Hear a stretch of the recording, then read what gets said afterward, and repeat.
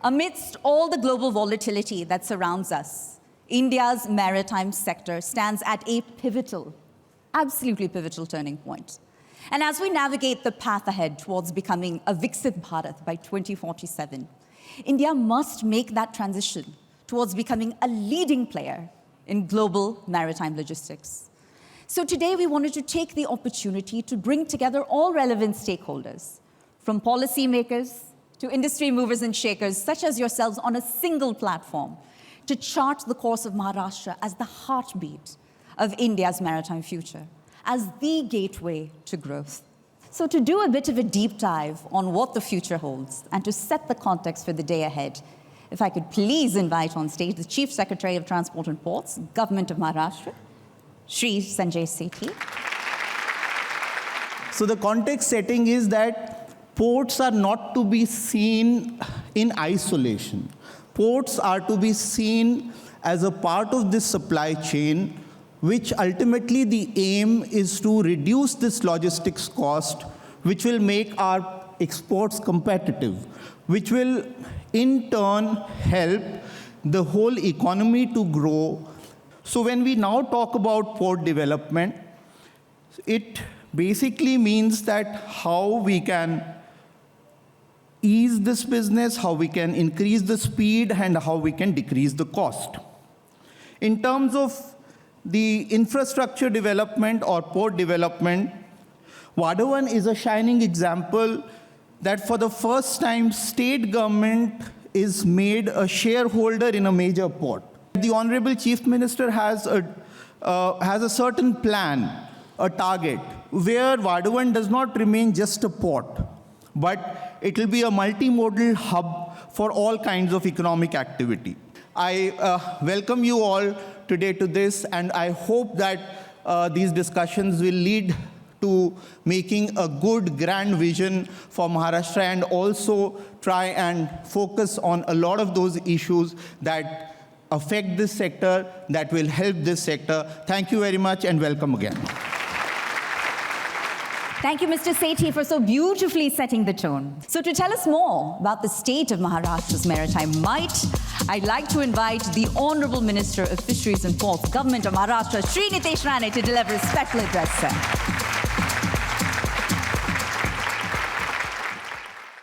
It's both a privilege and a moment of pride to welcome all of you to the Maharashtra Maritime Summit 2025. An important milestone for our collective journey to position Maharashtra as a powerhouse in India's maritime landscape. We gather here at a time when India, under the visionary leadership of Honorable Prime Minister Shri Narendra Modi ji, is making bold strides towards becoming a global maritime hub. At the state level, the dynamic leadership of Honorable Chief Minister Shri Devendra Fadnavis ji has provided the impetus of unlocking Maharashtra's vast coastal and maritime potential. Maharashtra, known as the economic engine of India, has its destiny intertwined with water. The Arabian Sea is not merely a boundary for us, but it is a bridge, a passage, teeming with opportunity. With a 877 long coastline and 15 non-major cargo ports, Maharashtra is strategically positioned to emerge as a leading state in port-led development, maritime manufacturing, and coastal mobility. The summit is just not a dialogue. It is a call to action for stakeholders like you to become partners in our ambitious maritime growth story. Our vision is not limited to capacity enhancement. It is rooted in sustainability. From green logistics and multimodal integration to empowering coastal communities, we are creating a robust and inclusive maritime ecosystem. Friends, in April this year, a high-level delegation from Maharashtra, under the guidance of Honorable Chief Minister Fadnavis ji, undertook a transformative visit to Netherlands. The aim was clear: to forge global maritime partnerships and bring international practices to our shores in alignment with Maritime India Vision 2030 and Amrit Kaal Vision 2047. We held a high-level discussion with institutions like Atreides, which has shown readiness to support large-scale port infrastructure in Maharashtra through ECA-backed export credit insurance. This is a critical step towards mobilizing global capital for our ports projects. The ING Group expressed clear intent to invest 1 billion in coastal infrastructure, supporting mega projects, dry ports, and logistics clusters. Invest International, backed by the Dutch government, is keen to partner in financial sustainable maritime and logistics projects across the state.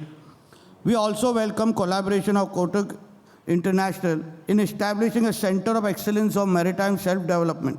A major highlight is the MOU of Daman Shipyards, through which we will set up technical training centers in partnership with ITIs focused on maritime engineering and innovation.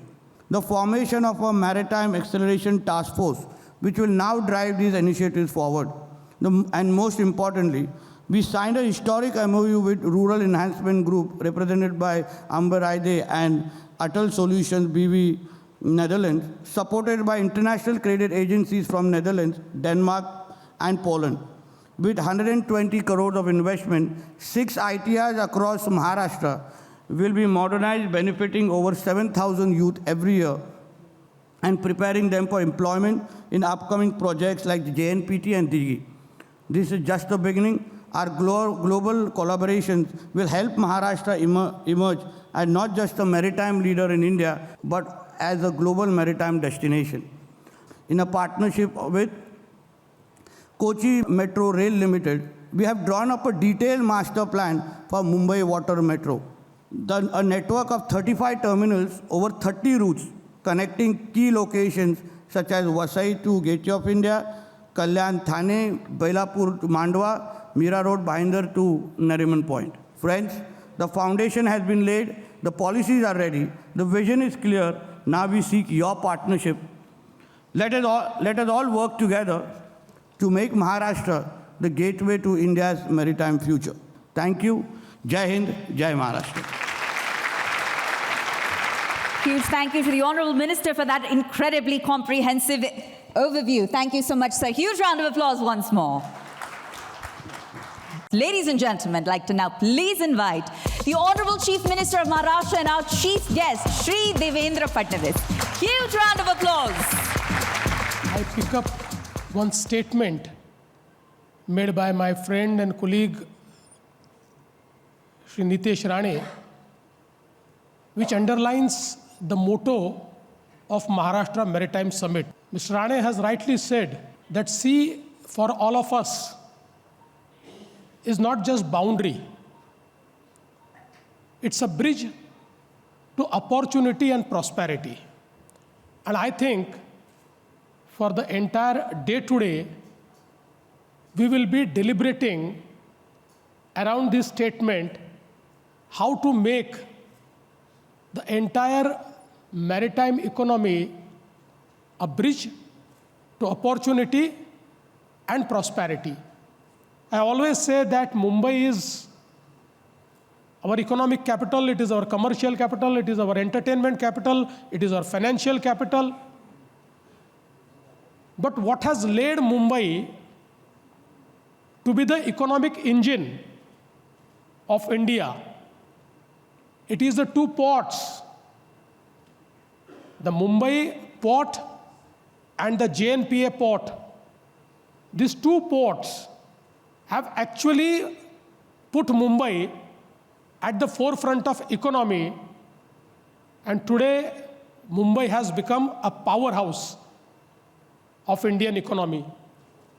But as rightly said, today when we aspire to become the part of global chain, global supply chain, we require to enhance our port capacity, our handling capacity, our efficiencies, our connectivity to the port. And I think this new Vadhavan port is going to change the entire space of port-led development in India. And now that the Vadhavan port is being built, Mr. Unmesh Wagh is in charge of Vadhavan port, and I'm sure that in shortest of time, they'll try to build the port, and that will actually open up a huge economy for India and for global trade. We are also trying to connect our ports efficiently with rail and road. The Samruddhi Expressway, which we built, now integrates around 15 to 16 districts with the JNPA port, and for a district from where cargo used to reach JNPA port in 6 to 7 days, now can reach in less than 10 hours. And I think that is going to change the efficiency of cargo handling at the port as well.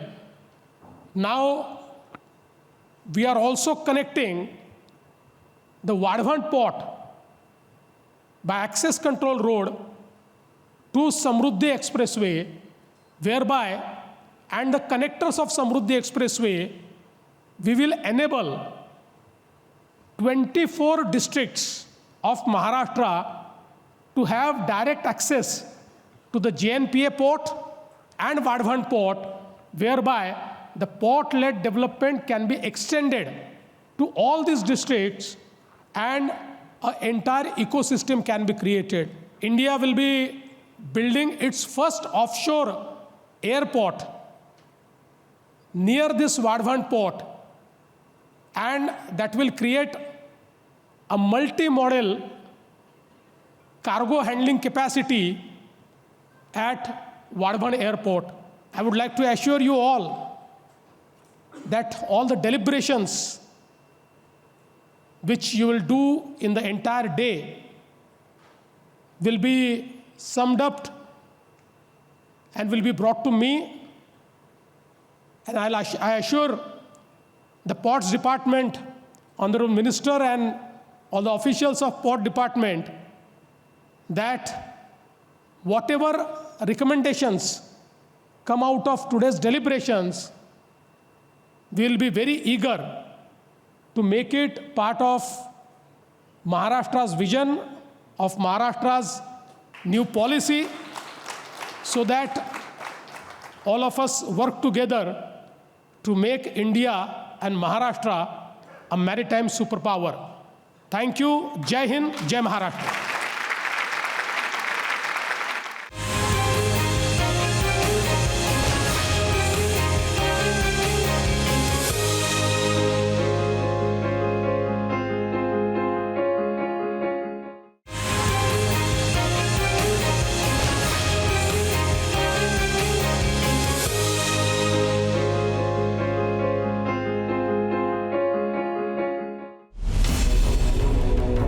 The government of Maharashtra's maritime policy is designed to boost maritime infrastructure while building a self-sustaining maritime economy.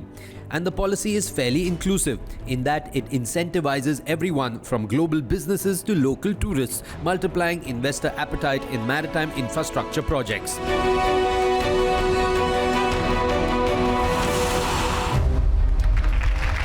At the Maharashtra Maritime Summit, CEO Maharashtra Maritime Board Shri Pradeep P gave the audience a recap of some of the most major milestones of the Maharashtra Maritime Development Policy to date and shed more light on future proposals designed to further propel the sector. The Maharashtra Maritime Development Policy is an initiative of Government of Maharashtra to provide policy clarity, policy support, and policy framework for the comprehensive development of the maritime economy in the state of Maharashtra. We have classified ports for the sake of incentives and other provisions of the policy. Then we have concession and lease period, which is for the port projects, it is 30 plus 20 for micro and small, 50 plus 20 for medium and large projects, and 70 plus 20. That is about 90 years for the mega projects. The extension policy for the existing projects are the projects for which, when we say 30 plus 20, that additional extended time is based on, again, two criteria. And the award of projects is a simple process wherein if the project is identified by MMB or the government, then it will be through a transparent bidding process. And if the project is identified by a private project proponent, then it will be through a Swiss challenge method as per the policy. Then we have the captive jetties, for which the award process is a bit different, wherein the projects can be awarded on a nomination basis. But for that, we have certain conditions for that. Then for the coastal shipping and inland waterways, to promote, which is between the coastal shipping, which is between the Indian ports, one is 50% concession on WFR is provided for the non-captive cargo. And the second, there will be a provision and permission will be given for establishment of coastal berths, exclusive coastal berths for non-exempt cargo and passengers in existing ports and port projects. To promote offshore or coastal recreation, the following incentives have been provided. And then there is the issue of valuation allotment of land, and these provisions are limited to the government land and the intertidal zonal land. The ownership will lie with the state government or MMB, and the land will be given on lease to the project proponents. So a lot of incentives have been identified in the policy for the port projects. Apart from these incentives are provided for the micro, small and medium projects, for the large and mega projects, there can be a customized incentive package as well with approval of the government and the High Power Committee. Then for the existing projects, if there is an expansion, again certain incentives have been provided. So the same fiscal incentives for new projects will be applicable to the expansion projects as well. Thank you. These are all the initiatives under the MMDP 2023. The Maharashtra Maritime Summit honed in on Maharashtra's march towards becoming India's leader in maritime trade. To offer a 360-degree perspective and to talk Maharashtra port-specific opportunities and possibilities alongside addressing some of the challenges that continue to loom large, a power-packed panel took the stage, including Shri Unmesh Bhag, IRS, Chairman, Jawaharlal Nehru Port Authority; Shri Rinkesh Roy, CEO and Joint Managing Director, JSW Infra; Shri Hiren Shah, CEO, Harbour Business at Adani Ports; Shri Jibu Kurian Iti, CEO, Ports and Terminals, Nhava Shiva, DP World; Shri Ambar Ayade, CEO and MD, Rural Enhancers Group. And it was moderated by Shri Mihir Shah, Partner, EY. It was underscored the need and the strategic importance of Vadhavan. Can you please tell us in terms of how that is going to change the maritime economy in the state and what opportunities will it create? India doesn't have deep draft port. Vizhinjam is there, but that is a transshipment port, not a gateway port. So we have to depend upon Jebel Ali, Singapore and Colombo for mother vessels, and from there the feeder vessels come to Mundra, JNPA and other ports. So we lose $100 to $200 per TEU. With Vadhavan, the largest vessel can come and call on to Vadhavan. So we will save that $100 to $200. The hinterland is northern and central and western India. It is only 12 kilometers away from the dedicated freight corridor. Vadhavan port will be the most cost-effective port for our cargo from its hinterland. So that way, Vadhavan will be game changer in terms of logistic cost, ease of doing business, and in sustainability. Mr. Roy, coming to you, what could be the 2-3 ideas that in your view the state can take to capitalize on this opportunity? I think one of the areas where the state government and everyone has to look seriously is developing tunnels or lines across the Western Ghats, especially in the southern part of the state. I think that's the paramount need. So there are two main projects which had been identified earlier. One was Kolhapur Vaivavbadi and one was Chiplun Karad. Either of the two, whichever comes through, will be giving a great impetus to a port development in the Konkan region. That's number one. Number two would be, since this highway to Goa and further south is already getting expanded, the last mile connectivity of the ports from the Ratnagiri area into these highways, that would be also be equally important. Coming to you, Mr. Jubu, we've talked about Vadwan, we've talked about connectivity, port-led. I think the thing that really excites me is technology and how technology can transform all of this put together. So your thoughts in terms of how the tech revolution, you manage a terminal, how is that changing the landscape and what it means for Maharashtra? When you have a smart port, the autonomous driving is almost already there. This industry already has fully automated or almost fully automated key cranes, fully automated yard cranes, internal trucks, it's only fully automated and it's all fully autonomous. Now with the machine learning and other AI prospects, now the data which is getting generated, you should be able to use it for proper analytics. Suppose if you are able to combine this, you can make this internal movement more predictable, more consistent. At the same time, this does not end there. Like for example, in DB World, what we have done is we have actually developed something, the end-to-end logistics. So much more is happening outside the gate. So how you actually optimize the route optimization and other aspects, and even your tracking and tracing, you have got quite a lot of IoTs being used in everything. But is it being brought together into one database? Are you able to monitor it? Are you able to analyze and take greater insights to optimize your capacity? Mr. Shah, to you know, as Adanis, you are across the value chain, port, logistics, etc. And somebody used the term beyond the gate.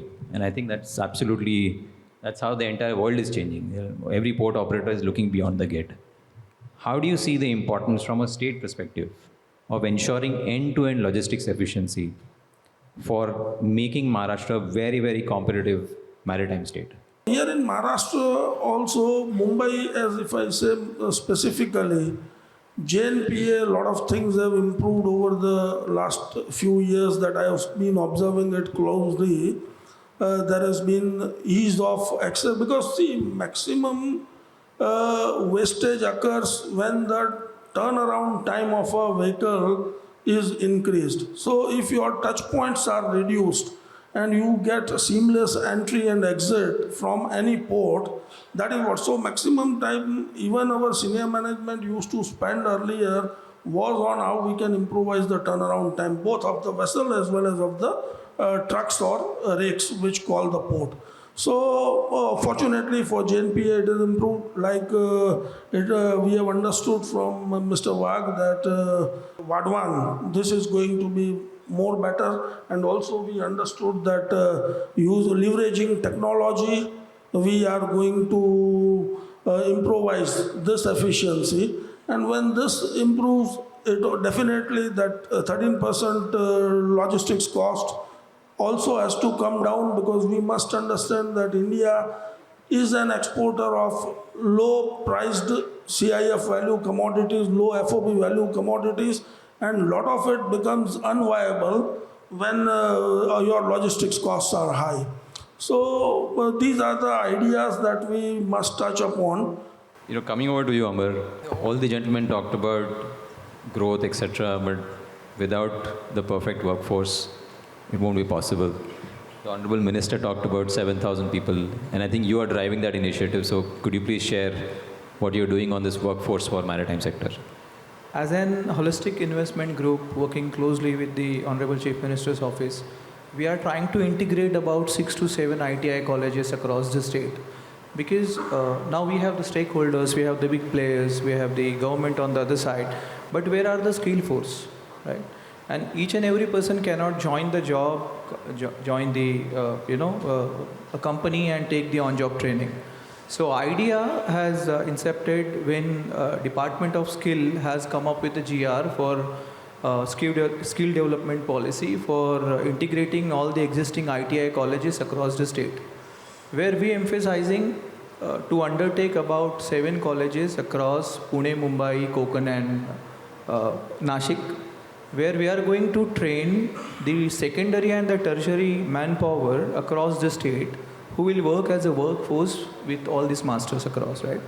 If I were to summarize all of it, I think making Maharashtra competitive, green, smart, and more importantly, inclusive. I think that's broadly the thing that we talked about. And give both the sector a Gati and Shakti, as I always say. It's a fantastic time right now for the sector. You're at the right place. Thank you very much for patient listening. Coming up next week, our coverage of the Maharashtra Maritime Summit continues. We'll talk about everything from shipbuilding, ship repair and ship recycling to making water transport in the Mumbai metropolitan region a reality. Stay tuned.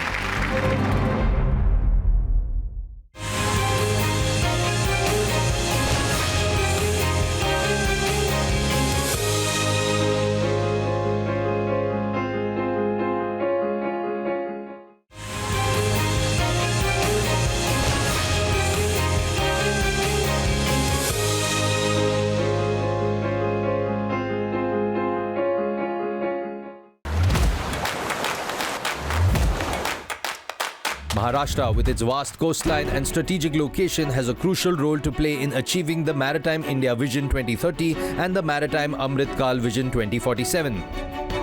But what's the roadmap that lies ahead?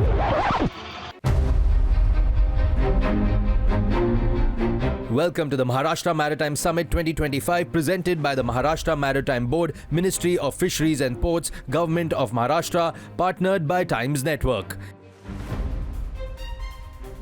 The summit was inaugurated by Maharashtra Chief Minister Shri Devendra Fadnavis along with Minister of Fisheries and Ports of Maharashtra Shri Nitesh Rane. At this August gathering, leaders, policymakers and experts shared their views on how Maharashtra can play a key role in India becoming a global maritime superpower. On the way to become a superpower in port-led economy, Maharashtra is leaving no stone unturned on the path to success. Pradeep P., the CEO of Maharashtra Maritime Board, shared key highlights of the Maharashtra Shipbuilding, Ship Repair and Ship Recycling Policy 2025, which will enhance the port-led economy. See, Government of India has been taking a lot of initiatives to promote shipbuilding with the Shipbuilding Financial Assistance Policy introduced in 2016. The Maritime India Vision 2030 and the Maritime Amrit Kaal Vision 2047, they underline, emphasize that about 25 to 30% of cost disadvantage is what India's shipbuilding industry has with respect to the top shipbuilding countries like China, Japan and South Korea, which together account for about 95% of the global shipbuilding output. And these cost disadvantages are classified or premised into something like one is high finance costs, then lack of skilled manpower, lack of R&D facilities, designs, and all these things. Maharashtra likes to contribute to the India's vision for shipbuilding output. And we know that under the Maritime India Vision 2030, India aspires to be in the top 10 in terms of shipbuilding output and wants to have a 0.5 million GT of shipbuilding output by 2030. And as per the Maritime Amrit Kaal Vision 2047, India aspires to be in the top 5 in terms of shipbuilding output and aspires to have a 4 million gross tonnage of capacity, shipbuilding capacity. Maharashtra envisions to contribute at least 1/3 of this shipbuilding target of India, which is about 0.17 million GT by 2030 and 1.35 million GT by 2047. The Shipbuilding, Ship Repair and Ship Recycling Policy of 2025 has been made to supplement the efforts of Government of India, aims to address this cost disadvantage. The policy is premised on 6 pillars. One is well-defined development models for shipyards. Second is the fiscal stimulus for the shipyards. Third is enabling infrastructure for the shipyards in terms of rail, road connectivity and utilities. Fourth is the skilling initiatives, promotion for skilling initiatives, and then the promotion for research and development. And one thing which is usually a problem with any port project or along the coastline has been the approvals, environmental and other regulatory approvals. So the coordination of the regulatory approvals to streamline these approvals and to make them as fast as possible. So the well-defined development models are 3 development models. One is the shipbuilding clusters, which will be marine shipbuilding clusters, which will be which will be developed by MMB itself, wherein the enabling infrastructure will be given by MMB. And the second model is where the existing or upcoming ports will be encouraged to have shipyards within their premises, if possible, if they wish to. And the third are the standalone shipyards, which can be taken up by the project proponents. So this is where I would like to say that this is a most simplified incentive structure, easy to understand, easy to implement. Instead of having a multiplicity of incentives, we are saying we'll give 15% of the project cost as the capital subsidy. And the most differentiating factor is that in many other incentives when we see, it is after the project completion the incentive is given. But here we are saying during project execution itself, it will be given in 4 equal installments, that is after completion of every 25% of the project, against a bank guarantee, of course. So we really feel that this will help, in addition to 14% under SBFAP given by Government of India for sale of each vessel, plus then 15% given under this policy, that together account to nearly 25 to 30% of the cost of disadvantage will be addressed under by these two when they come together. That is what we feel. Next, we have tried to address the skilling and R&D issues which have been identified. We have said that any shipyard or any other entity which is interested in developing or implementing a skilling or R&D facility, they will be provided a capital subsidy of up to 5 crores or 60% of project cost, whichever is lower. Similarly, with respect to any shipyard which comes here and wants to upscale, upskill their employees, they will be paid up to 50% of that cost or 1 crore every year for 5 years. So we also identified the marine shipyard cluster, 6 locations have been identified, wherein the total developable land will be between 1,000 to 3,000 acres and waterfront from 1 kilometer to 3 kilometers, and the proposed depth availability will be about 14 meters, the final depth availability. So we are in the process of shortlisting 1 or 2 of these locations and then preparation of DPR for these locations. Similarly, we have already identified standalone shipyard locations, and this study was instituted and we have taken it from CRISIL. CRISIL has done this study, and West on which a policy has been notified. The standalone shipyard locations we identified 11, again where the depth is available, waterfront is there, developable land is there. And in addition to this, these locations, project proponents can propose any location of their choice if they find it suitable for their project. So we earnestly hope that this policy will set the stage for and make Maharashtra and enable Maharashtra to contribute meaningfully to the shipbuilding targets of MIV 2030 and MAQV 2047. Thank you. To offer a 360-degree perspective and to talk about Maharashtra's specific opportunities and possibilities, alongside addressing some of the challenges that continue to loom large, we were joined by a highly distinguished panel of domain experts. Rutger Dole from Damon Shipyards, Rajneesh Khandelwal, CEO, JM Bakshi Marine Services, Steve Davis, Technical Director, Hasconing, Amay Pratap Singh, Managing Director, Yoga Yatan Group, Commodore Anil Jay Singh, Senior Vice President, ThyssenKrupp Marine Systems India. And this session was moderated by Jagan Narayan Padmanabhan, Director and Global Head, CRISIL. What do you think is the real prospects for India and also for Maharashtra in this particular area?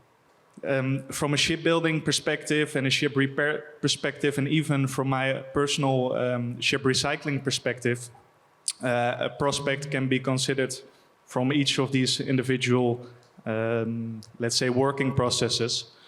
But the prospect India has on itself is that it's going to be the next future, not only for shipbuilding, but I think in general in terms of economy. If India wants to play this big role, it needs to partner up with the international big guys, not only to learn, but also to create commercial viability. Within 5 to 10 years, as the policy of Mr. Pradeep is saying very clearly, they want to be a global leader, which means that it's not only with the big market leaders right now, but also with the upcoming future of India itself. And in order to do so, from the beginning onwards, they need to invest not only in the skilled laborers, but also in the commercial attractiveness and the commercial outreach from, let's say, the country itself, and maybe the new companies like, for example, Squareports, where we are working with together. If they are following up or following our footsteps, then that means basically that they can do it themselves, which indirectly benefits us as well. Mr. Khandelwal, what are your, as you see from an Indian player being in India, and also having significant presence in the ports ecosystem. How do you see this opportunity panning out? Today, in terms of shipbuilding, I want to build up a Supramax, and the waiting time at shipyards around the world is at least 3 years. You go for a bigger ship, you're talking of a capesize and a VL, and the waiting time is almost about 4 years. So the timing is very, very apt, and the opportunity for India and Maharashtra to get into shipbuilding could not have been better. If I were to break it into basic as to why I'm saying so, if I were to substantiate my statement, I'll take you back, say about 20 years back, that decade from 2000 to 2010, when shipbuilding was at its boom. A ship has an average life of 20 to 25, 30 years, depending on the type of ship. The ships which were built in the decade of 2000 to 2010 are due for scrapping, for recycling. So you will soon see those ships going out of economic life, and you require new ships. And when I say the waiting time today is 3 to 4 years, because there are not enough shipyards around the world. So that's the opportunity that is there for shipbuilding. While on the commercial ship, we saw what's the kind of opportunity which is there. We have had good success on the defense part of it. And Mr. Singh, while you have extensive experience in this particular area on the defense part of it, and what is the way that success has happened there, and what can we learn from that for the commercial shipping part of it? Warship building has in fact been one of the success stories of the Indian maritime landscape. We started building ships in India about 5 decades ago. Because of the warship success story, we have a very vibrant ecosystem already prevalent in the country for shipbuilding. Whether it's in terms of electronics, whether it's in terms of hull fabrication, whether it's in terms of steel, shipbuilding alone has a multiplier of 6. For every 1 job in the shipbuilding industry or in the shipyard, you create 6 jobs outside. So it's a huge economic asset that we have. So I think from that point of view, this is where we need to learn from our warship experience. It's been a success story, and we must sort of translate that into our commercial shipbuilding sector as well. Steve, coming to you, the how and the where part of it, right? So, and we kind of saw the 6 locations which is there from a marine shipping cluster, which has got identified, and how strategic and important is this in the overall planning and getting the shipbuilding and ship repair industry up and going. So from a site perspective, how is Maharashtra well placed to capture this particular opportunity? Mr. Pradeep was mentioning his opening talk, the options of having a cluster with a landlord option, shipyards in a port or standalone shipyards. The one that in some ways, I think is quite attractive in some ways is the cluster where you're really trying to get complementary industries coming together. You are operating the shipbuilding and ship repair part of it. So the nuts and bolts of having, in a way, dirtied your hands in this particular industry. How do you see this as a potential for going forward? One of the things that's not been focused on enough is that it's really being driven by economies of scale, which has been missing in Indian shipbuilding. We have a lot of good niche small shipyards doing a lot of good work in Gujarat, in Maharashtra, but because, as was being mentioned earlier, that network of specialists, vendors that need to exist in a particular place, it's not the shipyard really or a single commercial company that's the driving force behind each project. You have specialist vendors, engineering expertise that has to come to bear to make something efficient at scale. And cluster development is going to go a long way towards solving that. Mumbai and Maharashtra especially have a lot of history of shipbuilding. So there is a lot of technical knowledge that is available in these waters. And I think the policy is the right step to be able to channelize that. It's time for a short break. On the other side of the break, we'll discuss how waterways will become a viable mode of transport across the Mumbai metropolitan region. Stay tuned.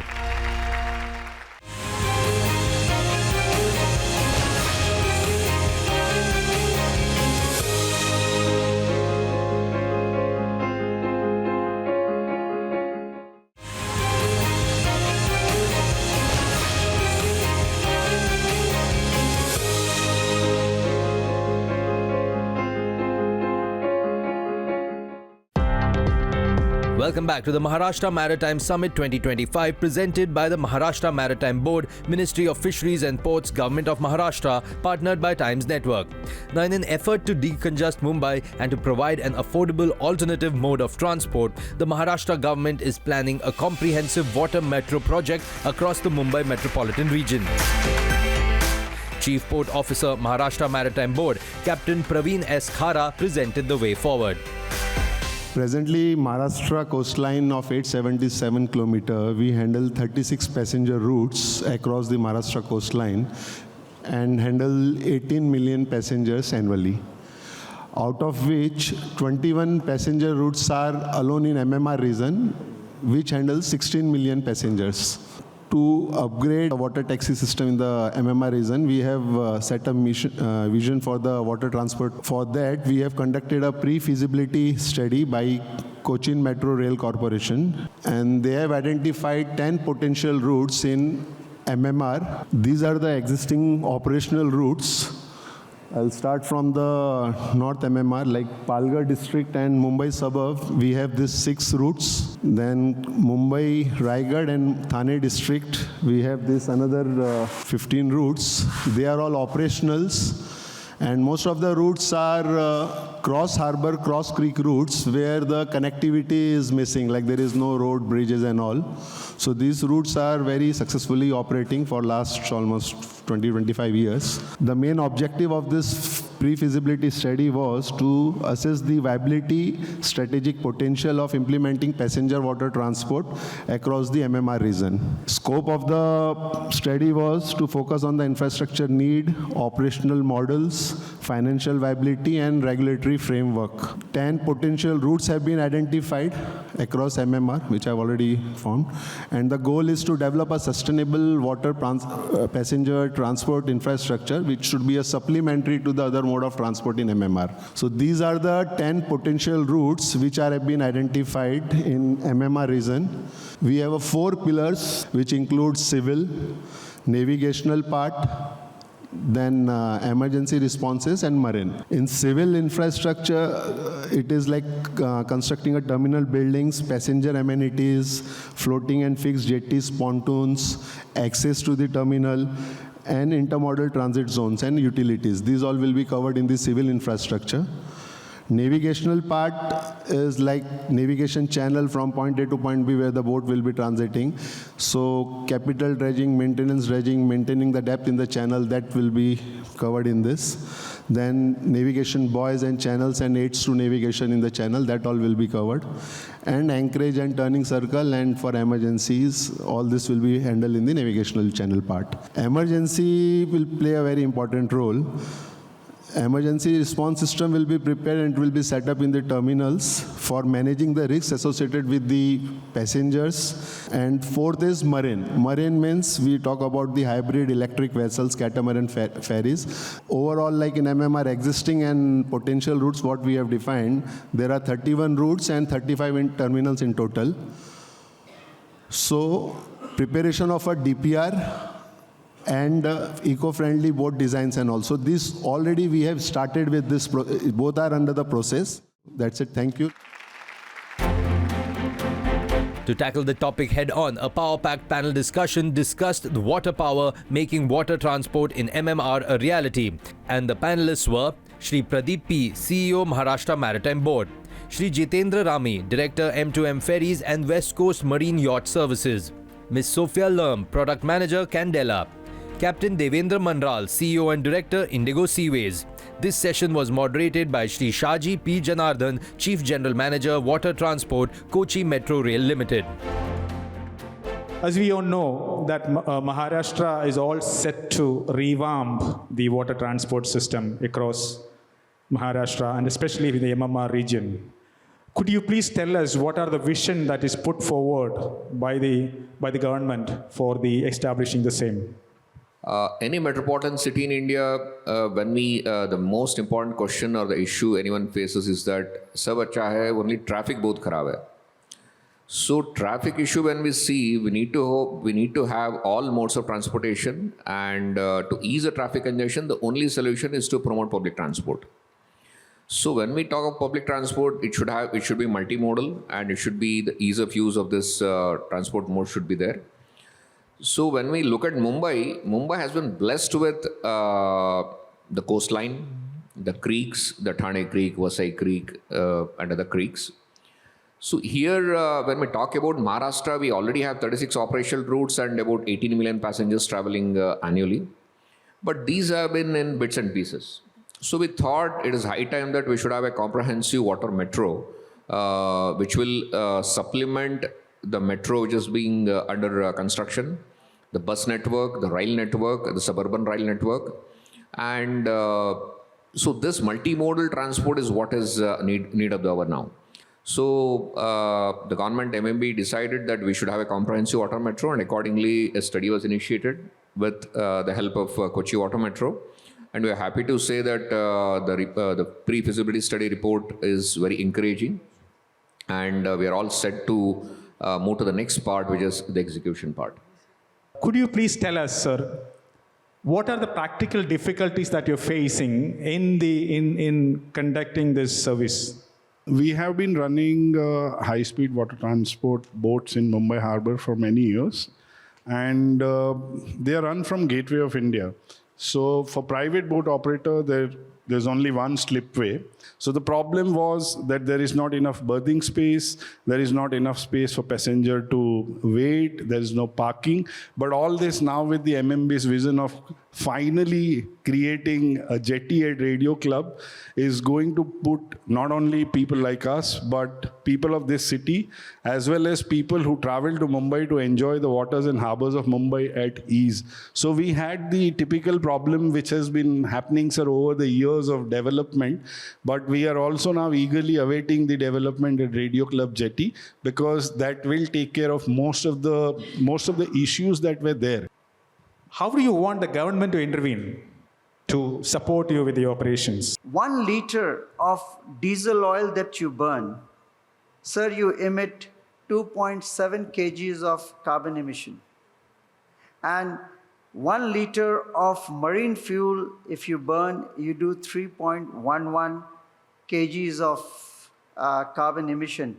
In fact, we did a calculation and we have saved 36,000 tons of greenhouse emission. My humble request would be to the government is that they should look into the same way how they look at railways or how they look at the bus services, and offer some subsidy by which an operator can operate and be competitive with the other services, the road and rail network, and therefore he's able to attract more passengers, and therefore your roads and rail network can be decongested. Could you please tell us, why have you chosen the smaller type of vessels? The reason why we ended up doing this is because we believe that too often in maritime transport, we see these huge vessels with very low occupancy levels deployed with infrequent departures, which makes them unattractive to the general public. So to surpass that, we did a study on the optimum size for public transport deployment and realized that 30 passengers is a very good idea. Now that being said, you can't exchange a 200 passenger ferry with a 30 passenger ferry. You would have to deploy a fleet of 30 passenger ferries, multiple of them. That way, you can have more frequent departures, which makes it more accessible and more attractive to people who are seeking to use it as an alternative to other modes of transport. So that's essentially what we concluded, and that's why we have a 30-passenger ferry. So there are a lot of passengers who opt to travel in Mumbai. Promoting water transport with the right vision at the right time is always helping the people of Maharashtra for sure. Now, what are the proactive steps that government is intending to do to promote this sector, sir? I heard the points made by the other speakers. Number one, with respect to the infrastructure, as it was shown in the presentation, we have identified 3 types of infrastructure. One is the civil infrastructure, which is the terminals, the jetties and everything. Second is the navigation infrastructure, which is again a costly affair in terms of it requires the channel depth should be maintained, maintenance dredging, capital dredging. And third is the emergency infrastructure. All these three will be taken care of by the Maharashtra Maritime Board, and whatever cost it takes, it will be borne by us. And even the terminals and all the infrastructure, which is like the citizen-facing infrastructure, will be made at a in a way it is it feels good for the citizen. The experience will be good for the citizen. So all these three will be taken care of by us. And the third, which is a marine infrastructure, which is boats. There we are trying to prescribe the most optimal technology, which is sustainable, environment friendly, at the same time not so costly. So the proposed Radio Club jetty, it will have 10 jetties, and it will accommodate 20 boats at a time. I think maybe the first government in India who is coming forward with such a plans in advance and going ahead with it. It's a great thing. A big round of applause to the Maharashtra Maritime Board.